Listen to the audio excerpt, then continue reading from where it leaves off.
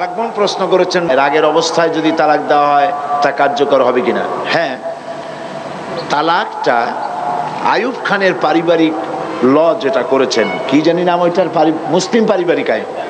মুসলিম পারিবারিক আইনকে এই যে ইদানিং দুইজন বিচারপতি কোর্টে যে রায় দিয়েছেন, তার মধ্যে ওনারা এই কথাও বলেছেন যে মুসলিম পারিবারিক আইন, এই আইনটাকে মসজিদের খতিবরা, মাদ্রাসার শিক্ষকরা তারা মুসল্লিদেরকে এবং ছাত্রদেরকে বুঝিয়ে দিবেন। মসজিদের খতিব, মাদ্রাসার শিক্ষক, হাইকোর্টের এই দুজন বিচারপতির এই হুকুম মানতে বাধ্য নয়। কারণ পাকিস্তানের সব খারাপ, ঠিক কিনা? পাকিস্তানের সবই তো খারাপ। তাহলে আইয়ুব খানের তৈরি করা মুসলিম পারিবারিক আইন এত ভালো লাগলো কেন?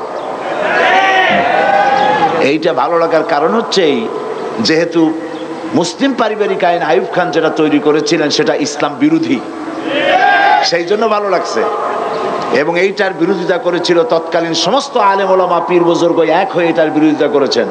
এবং আইয়ুব খানের পতনের যত কারণ ছিল তার মধ্যে এটাই ছিল একটা অন্যতম বড় কারণ, মুসলিম পারিবারিক আইন। এই আইনের মধ্যে বলা হয়েছে একসঙ্গে 3 তালাক দিলে 1 তালাক হবে বলা হয়েছে। এটা সম্পূর্ণ অন্যায়, অবৈধ। দুনিয়ার কোনো আলেমে কথা বলবে না। যারা সত্যিকারে আলেম, সরকারের পা চাটা গোলাম বা দালাল নয়, সে ধরনের সমস্ত আলেম ওলামা, মুফতি সকলে একথা বলবেন, একসঙ্গে 3 তালাক দিলে 3 তালাক হয়েই যাবে, তবে তালাকটা হবে তার জন্য কবিরা গুনাহ। যে তালাক দিল তার জন্য কবিরা গুনাহ হবে, মাকরুহ তাহরিমি হবে। এইভাবে 3 তালাক একসঙ্গে দেওয়া জায়েজ নাই, কিন্তু তালাক দিলে পরে তালাক হয়ে যাবে। 3 তালাক দিলে 3 তালাকই হয়ে যাবে। তার রাগ বসতি দিক আর হাসি খুশিতে দিক, যে কোনো অবস্থায় দিক, যদি সে পাগল না হয়, উন্মাদ না হয়, তাহলে একসঙ্গে 3 তালাক দিলে 3 তালাক হয়েই যাবে।